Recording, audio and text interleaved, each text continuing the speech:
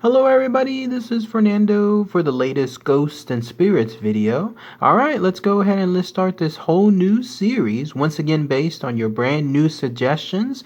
And as I mentioned last time, I haven't touched this particular series for over a year now, so definitely a good time to be able to come back to this and then share your suggestions here. And then what a way to start this whole new series with this suggestion in particular. When I was reading this name and then I was reading the information tied to it, I just thought to myself, this is gangbuster stuff. This is absolutely amazing stuff to share here. And it actually links quite nicely to a video that I've done in the past, something involving my urban legend side, which I'll talk about more here in a minute. But lots of mysterious stuff associated with these phantoms, if you could call it that, spirits, who knows what they are, but they definitely delve some area there in California. They go by various names, but I'll go ahead and I'll call them their most common name here, and they're known as the Dark Watchers. So let's go ahead and let's talk about all the wonderful and fascinating information associated with whatever these dark silhouettes are. I mean, this is great stuff. I would love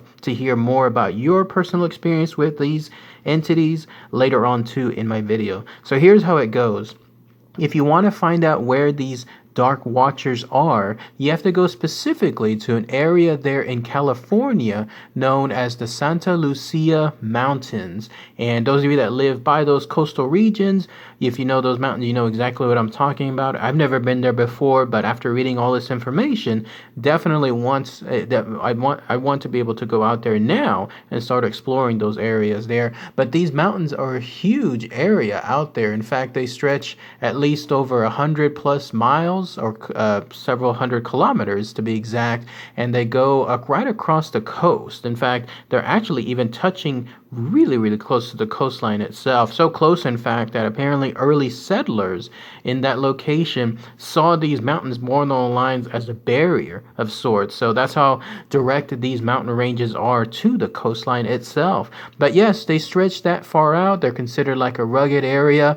They have low sides, and they also have very steep coastal slope sides, all of it just creating a location that isn't really too hospitable for people to be out there. That's what makes these Dark Watchers being out there in that specific location all the more mysterious. But yes, apparently going back thousands of years, in fact, through past Native American history, in fact, at the earliest, it would be about 11,000 years plus, that's where these watchers have been seen. And that's been seen since that time period, periodically. Like, people have seen them basically out there, and no one knows exactly who they are. For starters, let's go ahead and let's talk about the Dark Watchers themselves and how they look like. So essentially, here's how they're described. They are known as being these dark silhouettes. So imagine just, if for lack of a better term, like a shadow person just standing out there.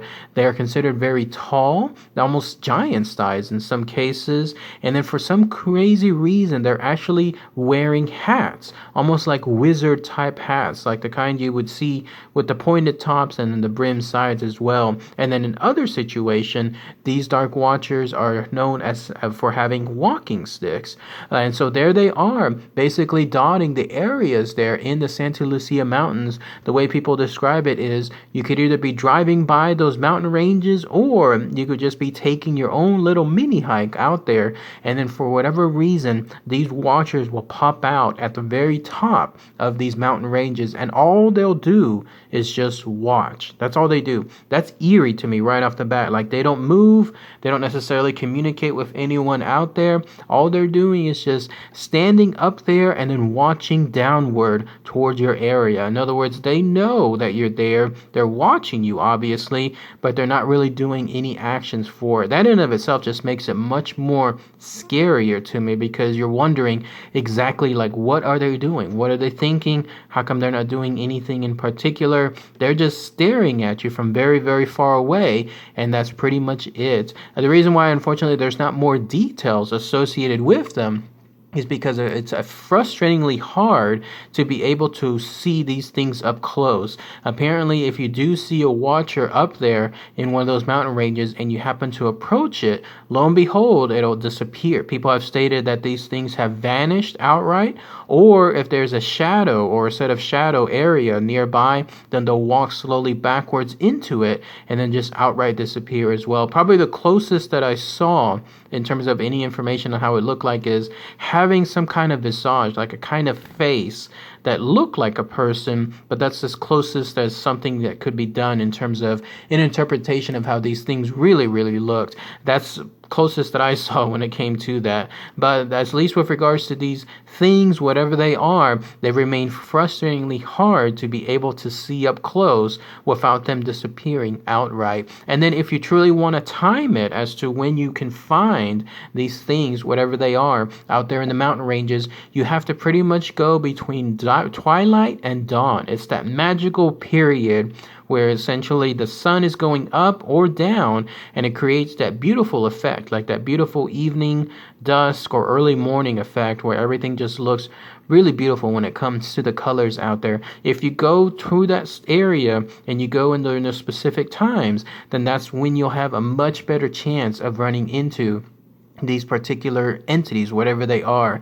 Again, I don't know if they're ghosts, I don't know if they're spirits or phantoms, dark energies, something else entirely different, who knows, but they definitely been out there for some good time periods. So much so, in fact, that the next bit of information really stood out as well. There have been several notable works in terms of writings that have chronicalized these entities, whatever they are, and they've been posted there in those short stories. Like, for example, one of them is known as John Steinbeck's Flight, and in 1938, he was talking about it in a book that he called The Long Valley, which contains several of his short stories. In fact, here's his direct passage. Apparently, this story was having to do with a character by the name of Pepe. This will give you a good idea, essentially, of what these figures are and how they look like and so on. So he wrote, Pepe looked suspiciously back every minute or so, and his eyes sought the tops of the ridges ahead. Once, on a white barren spur, he saw a black figure for a moment, but he looked quickly away,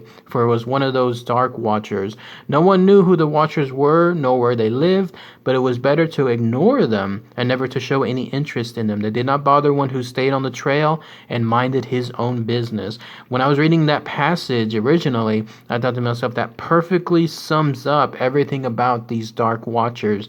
Again, they're there. They know that you're there, and they're watching you the entire time, but essentially, if you're just walking by and not doing anything else, then they really won't do any harm to you. And I imagine if you continue to do that all the way from point A to point B, then you'll be fine. For those of you kind of brave enough to be able to, let's say, try to approach one of these, I imagine that they'll mind you for a while. Like, in other words, they'll probably disappear, like I was mentioning earlier, either go outright just disappear into a phantom or into one of those shadows. But if you continue to push things going forward, like let's say you want to go to that shadowy area and explore it even further, or maybe move even deeper into those mountain ranges, that's when I figure that these dark watchers might be doing something else. That's when I realized that, hey, you don't want to poke the bear too long when it comes to this stuff. Here's another collection too, another story about these dark watchers. Apparently there was a poet by the name of Robinson Jeffers. He had another collection of short stories. I think these were more poems, and it was called Such Counsels You Gave to Me and Other Poems. And in it, his character also saw one of the watchers. In fact, here's the passage. He said, he thought it might be one of those watchers who are often seen in this length of coast range, forms that look human to human eyes, but certainly are not human. They come from behind ridges to watch, but when he approached it, he recognized the shabby clothes and pale hair, and even the averted forehead and concave line from the eye to the jaw,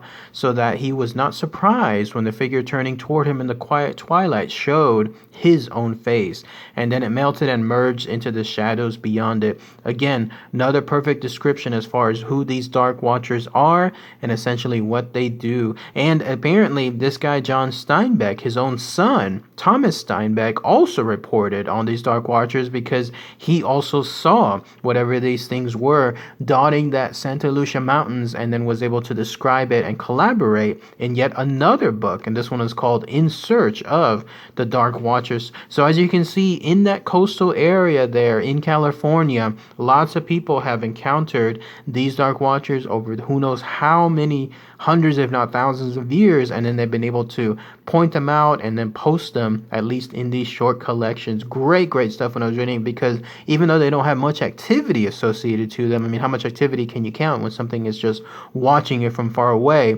It still mystifies people to this day about who they are and what they're doing there. What's their purpose? Why are they just standing up there and then just slowly surveying the surroundings? Another way that I read it was they're almost like staring into the far off distance, like almost like looking beyond you and something else entirely different. And that in of itself is eerie too. Probably the most closest, I guess, other type of encounter was some principal back in the 1960s, like in the more recent ones, if you call it that. Some high school principal was on a hunting trip there, and then that's when he spotted one of these Dark Watchers as well. And it had a hat, it had a long cape in this case, and there it was standing right on top of one of those canyon peaks, also again surveying the entire areas. And then when this principal, who might have not known any better, not thinking that there was a Dark Watcher but instead a regular person, called out to it, this thing vanished. It just completely disappeared right in front of this principal's eyes.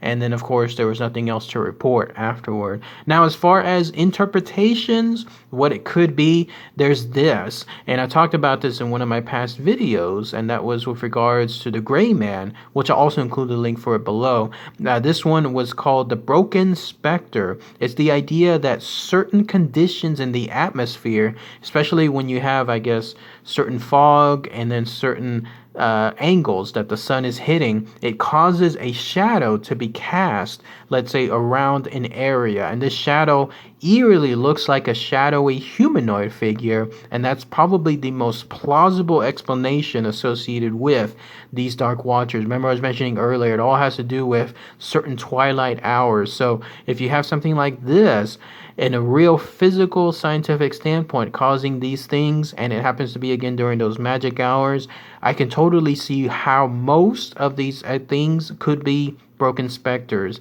But at the same time, you can't really count on that being 100% of the time too. There's the idea that that there could be truly something else, something paranormal that's out there, especially considering that you have this happening for so long, thousands of years. Other things involving like hallucinations or paranoia, sometimes caused by either isolation or even exhaustion from people out there. That could be another approach in terms of these Dark Watchers, like people seeing them out of the blue, in other words.